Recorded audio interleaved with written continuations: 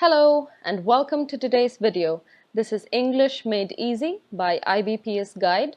Today we will be taking a look at prepositions. A lot of you requested a video on prepositions, so today we will be looking at the most common prepositions. We'll discuss the different usages that each of those prepositions have. We'll look at examples and we will also look at guidelines. So oftentimes different prepositions are used for similar purposes, so I will also be giving you guidelines for that. For all the material related to this video, you can find it in the description box below.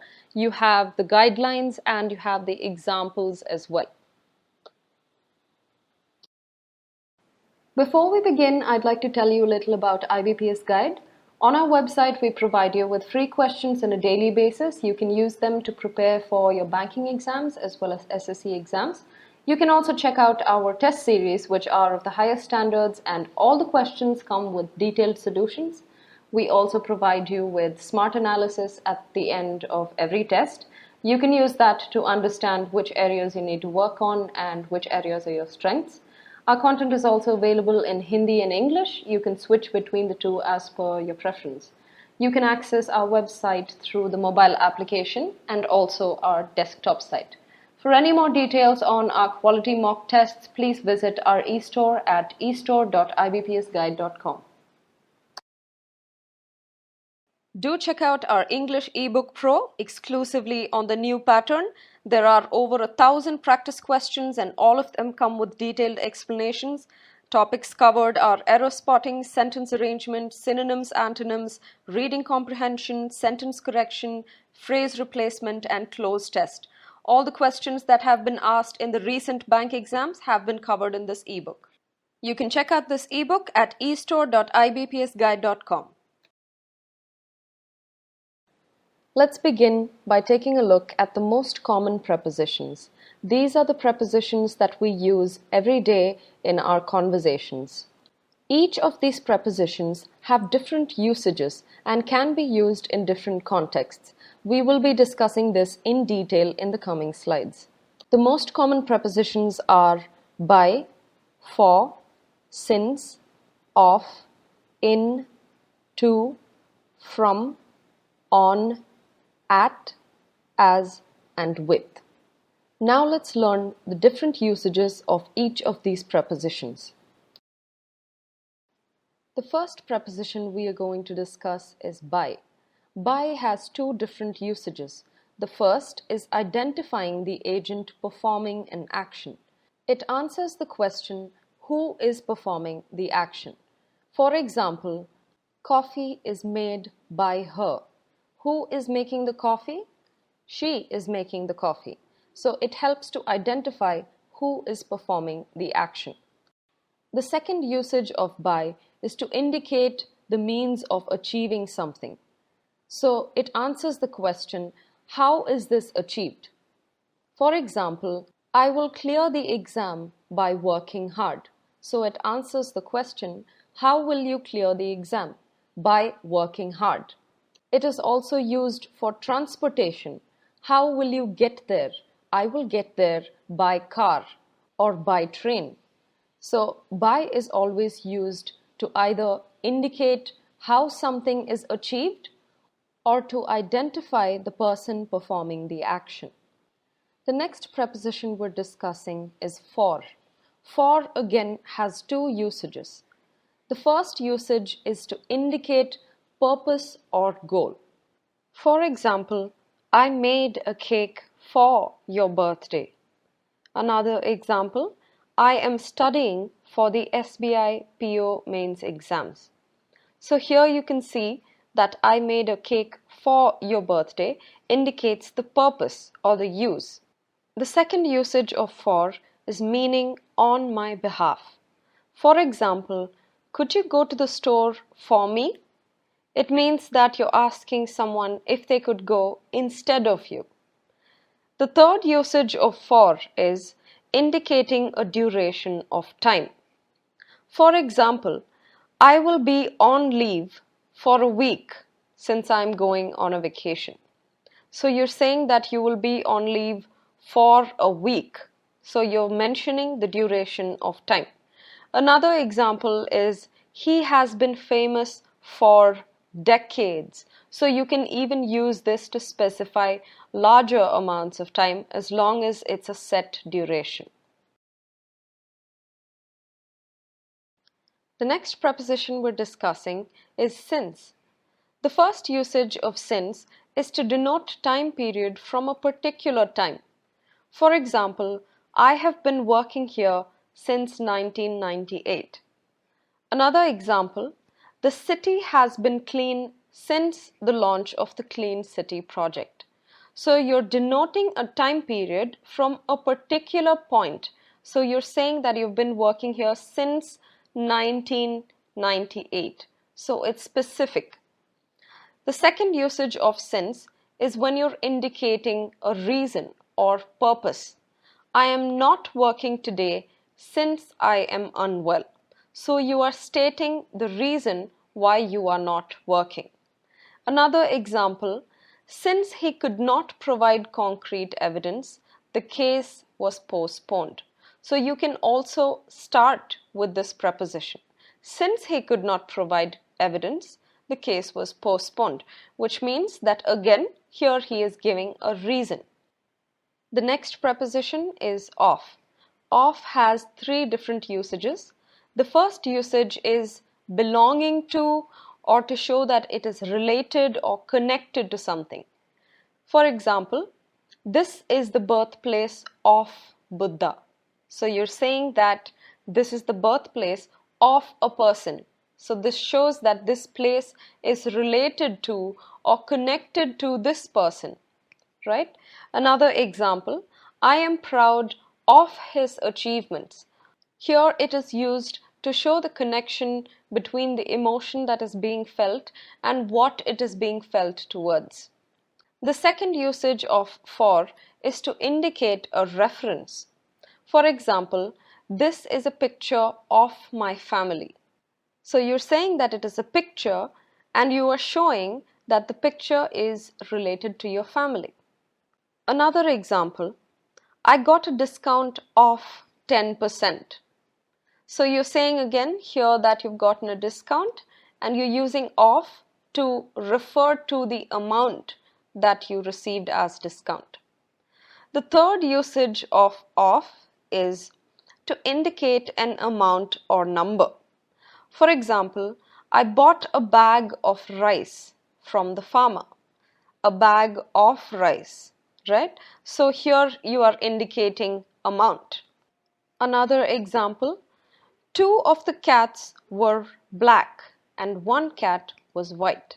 So here you're using it to indicate a number.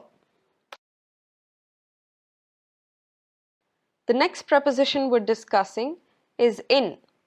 In is used in 3 different ways. The first usage is when it is used for unspecific times during a day, month, a season, or a year. For example, I bought this dress in July. So you're not specifying when exactly in July, you have not mentioned the date. So it's very unspecific, which is why you are using the preposition in. Another example, I spoke to him in the afternoon.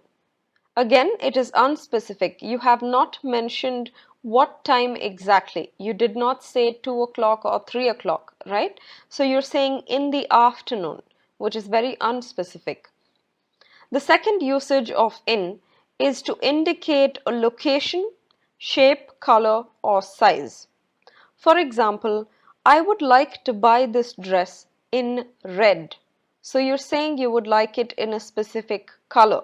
So when you're talking about colors, shapes, size, or location, you have to use the preposition in.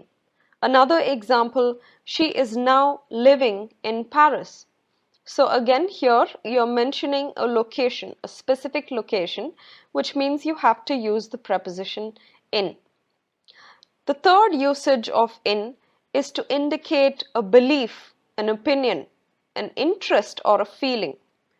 For example, she believes in ghosts.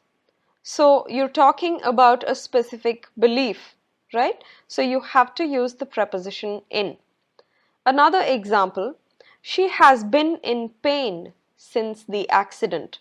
So here you're talking about a feeling, right? So pain is a feeling. You've been experiencing pain since the accident. Another example, she is interested in sports. So when you're talking about interests, feelings, opinions, or beliefs, please use the preposition in. This is a very common error that a lot of people make. So if you learn these three rules, you will definitely be able to use the preposition in correctly. The next preposition is to. To has three different usages. The first usage is to indicate the place, person, or thing that is moving towards something or the direction of something. For example, I went to China during my vacation. So you're specifying a place that you traveled to, that you went towards, right? Another example is I went to meet my uncle. So you went to meet your uncle. So you went towards your uncle. You moved there to meet him. The second usage is to indicate a limit or an ending point or the higher limit. For example, the stock prices rose up to $100. So if you're saying the stock prices rose up $100, it means that it could rise up even more. But since you're talking about the upper limit or the ending point, you will say the stock prices rose up to $100.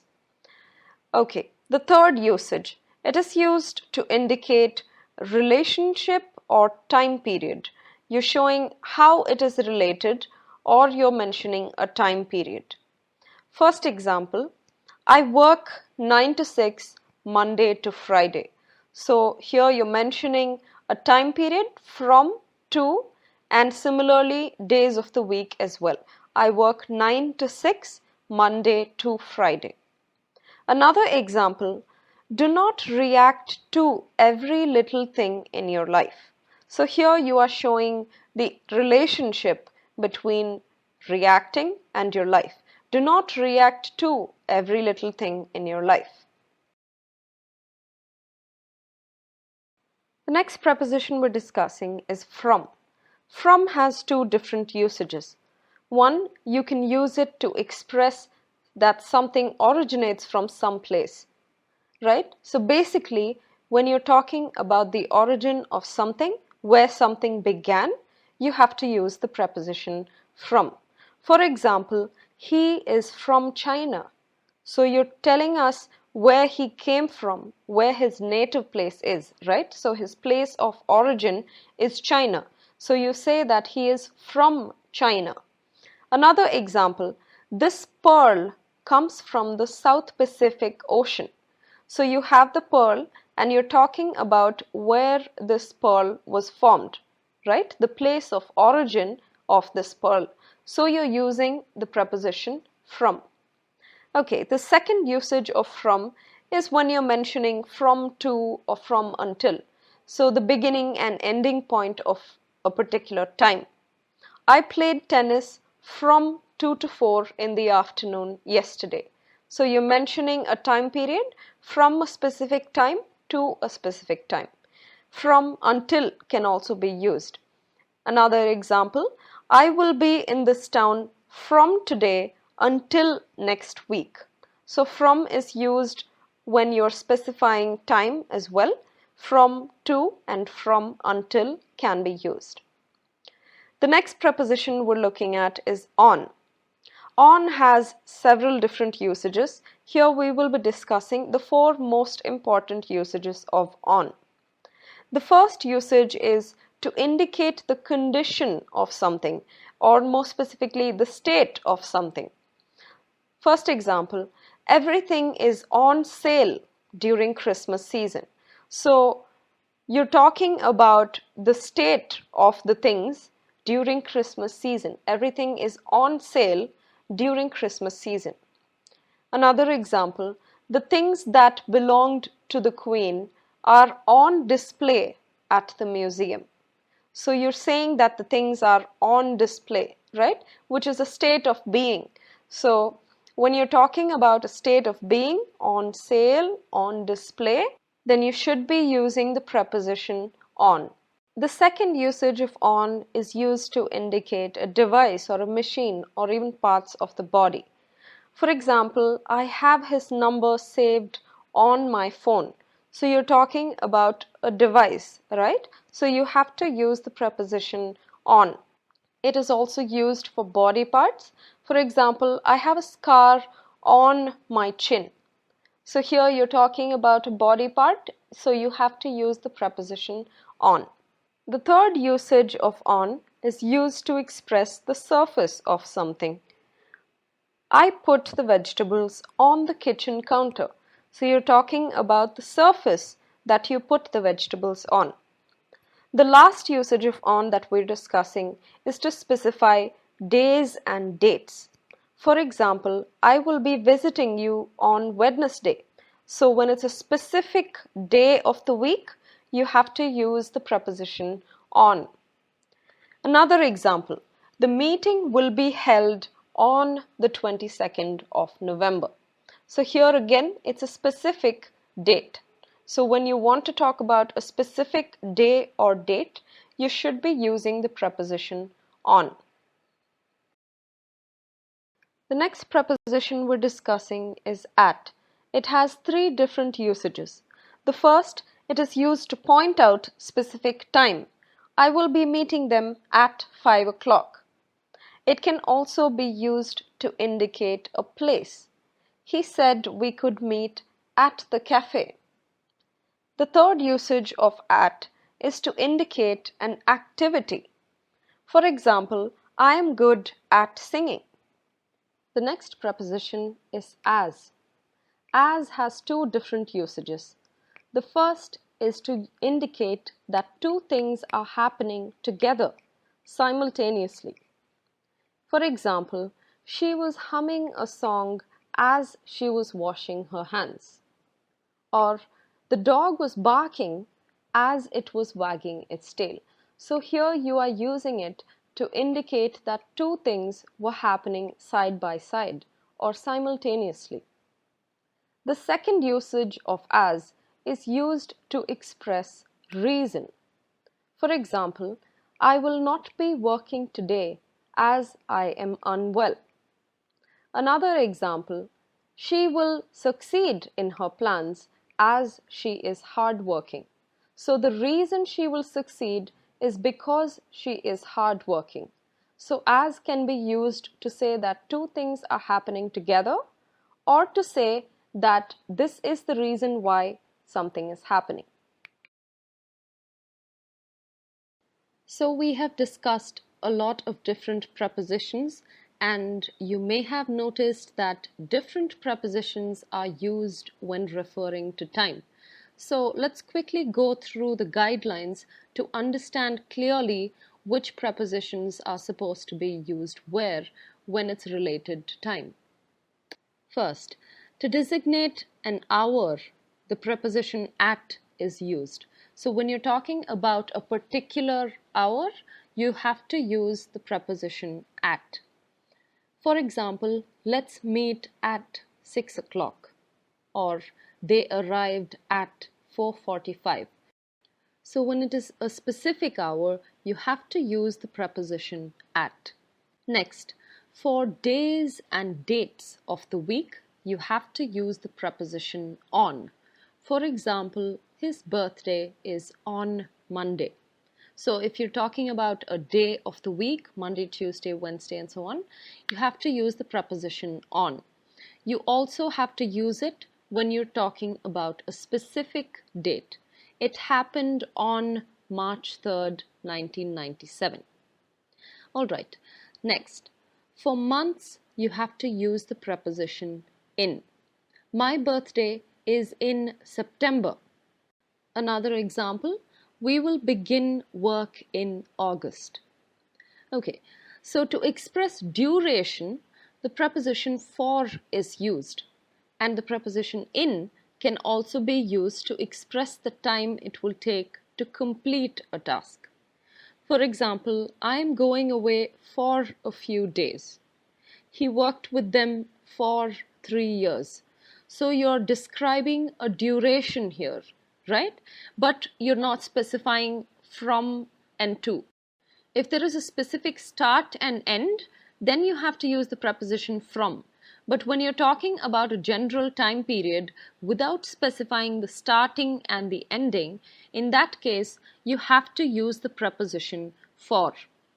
Okay, so in is used when you're talking about the time it will take to complete a task.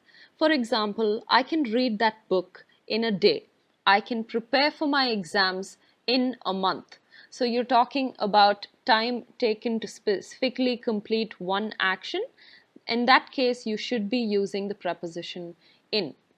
So let's quickly go over that again. For hours, at is used. For dates and days of the week, on is used. For months, in is used. For duration, for is used. For duration with a starting and ending, from is used. And for a time taken for a specific action, in is used. So please keep these things in mind and you will not make any prepositional errors when it comes to time. Next, let's take a look at a few guidelines regarding geography. So movement toward a town, country, state or continent is generally expressed by the preposition to. So if you're moving towards it, you have to use to. If you're talking about the presence in a city, state or continent, you have to use the preposition in. If you're moving away from a city, state or continent, you have to use the preposition from. So towards it, you have to use to. Staying in a city, state or continent, you have to use in. And moving away or leaving the town, city or state, you have to use the preposition from. Let's take a look at a few examples.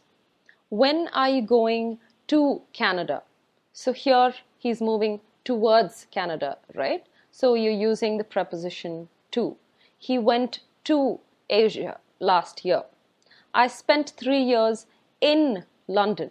So you stayed there, right? So you're saying in London. Next, she was born in Normandy. So the birth happened in Normandy, right? So you have to use the preposition in. Movement away, you have to use from. So he comes from Mexico. So he's no longer in Mexico, he's come away from Mexico. So you have to use the preposition from. So these are the guidelines for geography. It's very simple. Just keep these 3 points in mind and you will not make any errors in terms of geography and prepositions. Now we're going to discuss a few guidelines to transportation. Okay, so as a general rule, the preposition by is used to describe how you've traveled, right? So we discussed this when we were talking about the preposition by. So it is used to achieve something. So it is expressing how you achieved it. The prepositions in and on are used when you're describing someone's presence inside a vehicle. And in the case of smaller vehicles like a car, you can use the preposition in. Okay, let's look at a few examples. I came by bike. All right. Next, traveling by plane is my favorite. I was already on the train when he arrived. In this case, you can also say in. That is also not incorrect. That's fine. She is waiting for me in the car. So when you're talking about being inside a vehicle, you have to use the preposition in or on. You can use on for larger vehicles like plane. I'm on the plane, I'm on the train, I'm on the bus. So for larger vehicles, you use on, and for smaller vehicles, you use in. I'm in the car, right? Okay, so those are the guidelines for using prepositions as far as transportation is concerned. I hope this will prevent confusion when you're going through all the prepositions and their uses and you see that time and transportation, geography have different usages. For more examples and sample question papers, please check out our English Ebook Pro. All the questions are in the new pattern and all of them come with detailed solutions. To check out this ebook, please visit estore.ibpsguide.com. Alright everyone, that's all for today's video. I hope you found the tips useful. Do leave your thoughts in the comments section below. We would love to know what topics you want us to cover in the next video. If you liked this video, please like, share and subscribe for regular updates. We will be uploading more tips and tricks videos and videos on vocabulary as well. As always, work hard and work smart.